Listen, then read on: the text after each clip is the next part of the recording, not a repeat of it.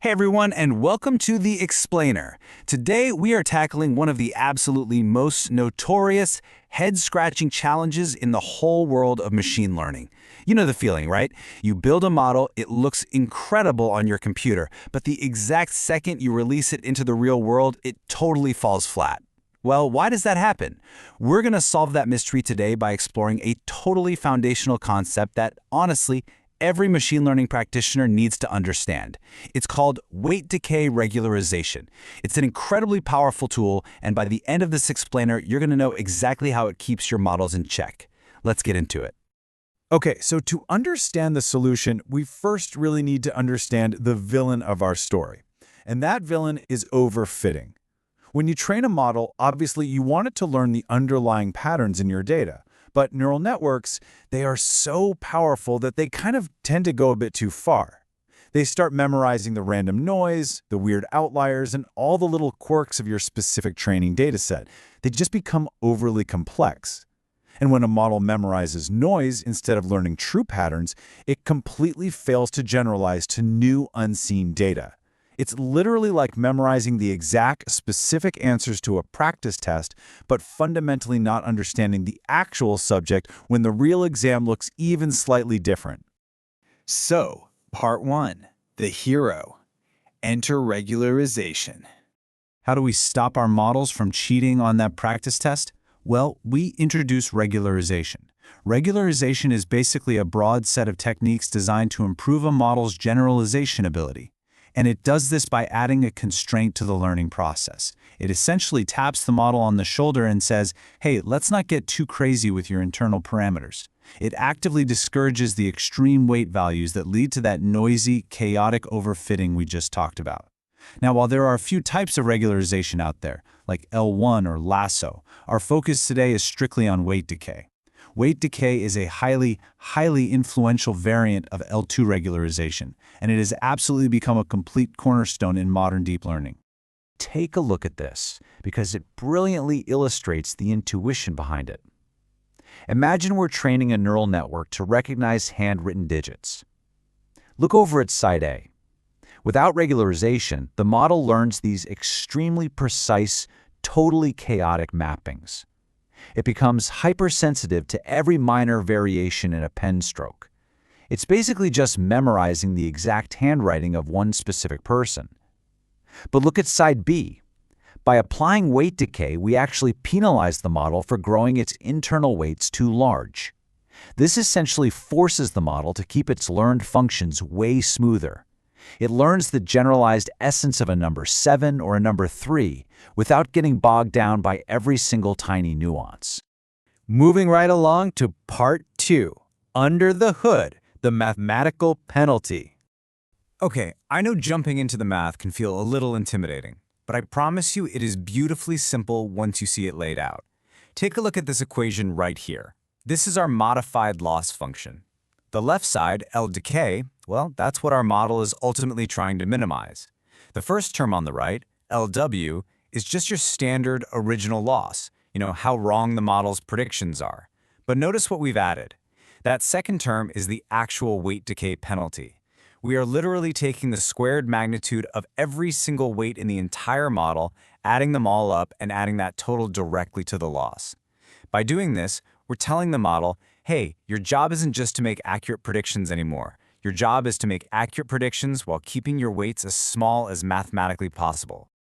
Breaking this down a bit more, you see WI, those are just the individual weights being squared. But the real star of the show here is that Greek letter lambda. The absolutely crucial point is that lambda represents our regularization strength. Think of it as a dial. It's the dial we turn to control exactly how aggressive we want this penalty to be. If we crank lambda way up, the model becomes terrified of having large weights. If we turn it down, well, the model gets a bit more freedom to grow its weights to fit the data. And this brings us to how the machine actually updates itself during training, using good old gradient descent. In a standard update, a weight is adjusted based solely on how it affects the loss. But when we add weight decay, the update rule changes to what you see right there on the screen. Because of the math we did in the previous step, our update now has two entirely distinct jobs happening at the exact same time. The first part adjusts the weight to make the model's prediction better. Normal stuff. But the second part, that plus lambda wi, explicitly decays that weight, pushing it slightly back towards zero. Iteration after iteration, the weights are constantly being decayed, which, honestly, is exactly how this technique got its highly literal name. All right, let's speed things up a bit. Part 3.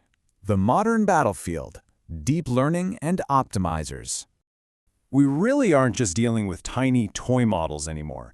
Today's massive neural networks have millions, sometimes billions of parameters. Heck, some modern LLMs have even crossed the trillion mark. And that immense capacity is amazing, but it makes them incredibly, notoriously prone to overfitting.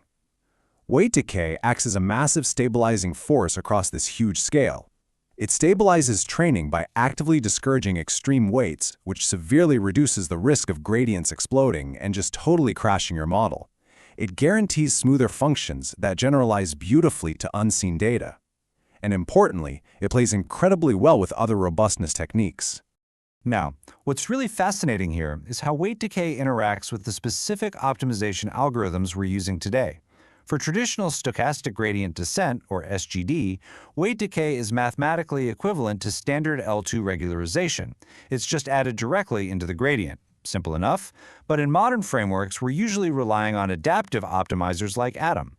Traditional ADAM with L2 regularization doesn't actually behave the same way because of its adaptive learning rates.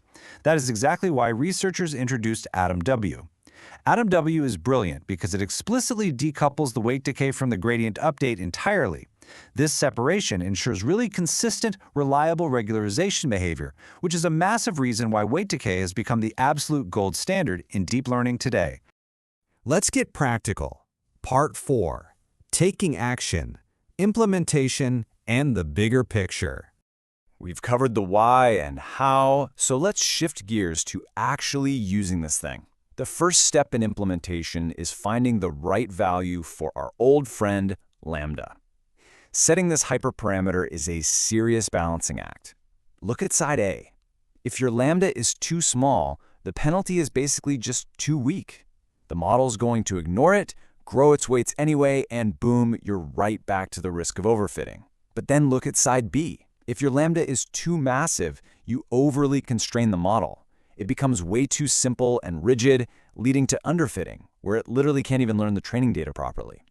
To find that perfect Goldilocks middle ground, practitioners rely on hyperparameter tuning techniques like grid search or Bayesian optimization. And honestly, here is the absolute best part. Actually writing the code is astonishingly easy. Just look at these 3 steps. Whether you're using PyTorch or TensorFlow Keras, you just import your library, define your neural network layers just like usual, and then, step 3, you simply pass a weight_decay parameter directly into your optimizer. That's really it, the whole shebang. It's often literally one single line of code or even just one extra argument, but the performance improvements it yields are absolutely massive. It's incredibly rare in machine learning that a single extra word of code solves so many of your problems, so definitely enjoy it while it lasts. Let's pan out and see how this builds into a broader strategy. Weight decay is incredibly powerful, for sure, but it really shouldn't be working alone. It is the ultimate team player. To get actual state-of-the-art results, you want to combine weight decay with other techniques. You pair it with dropout, which randomly drops neurons to prevent them from relying way too much on each other. You pair it with batch normalization to keep your layer inputs nice and stable. And you absolutely pair it with data augmentation, giving the model a much wider variety of data to actually learn from. Together, this creates a deeply, deeply robust training pipeline. To truly cement why all of this matters, let's look at a real-world case study using the famous CFAR10 image classification dataset. On side A, a convolutional neural network trained without weight decay will very often achieve near-perfect, literally 100% accuracy on its training data. But when you test it, it performs poorly. Why? Because it just memorized the training images?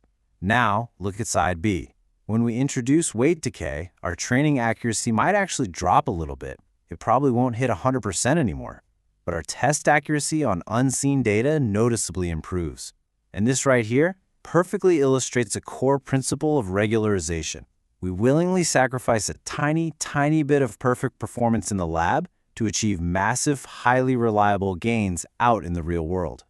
Now, just before we wrap up, we need to clear up a few super common misconceptions. First, remember that weight decay does not exist to reduce your training error. In fact, as we literally just saw, it might slightly increase it. Its sole purpose is generalization. Second, it is definitely not a shortcut or some sort of replacement for getting more data or using data augmentation.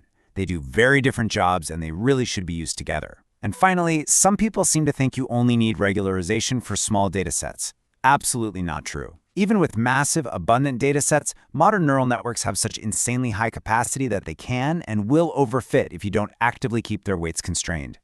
Which brings us to our final thought. The elegance of weight decay really boils down to one simple, profound lesson in machine learning, perfectly captured by the quote right there on your screen. Sometimes less is more. By intentionally restraining our model's capacity, we force it to capture the actual foundational patterns hidden deep within our data. But it really begs the question, as the industry races to build increasingly massive, multi-trillion parameter foundation models, are we just building better memorization machines? Or will entirely new forms of regularization be needed to keep them grounded in reality? Something to think about. Thanks so much for joining me on this explainer, and I'll catch you next time.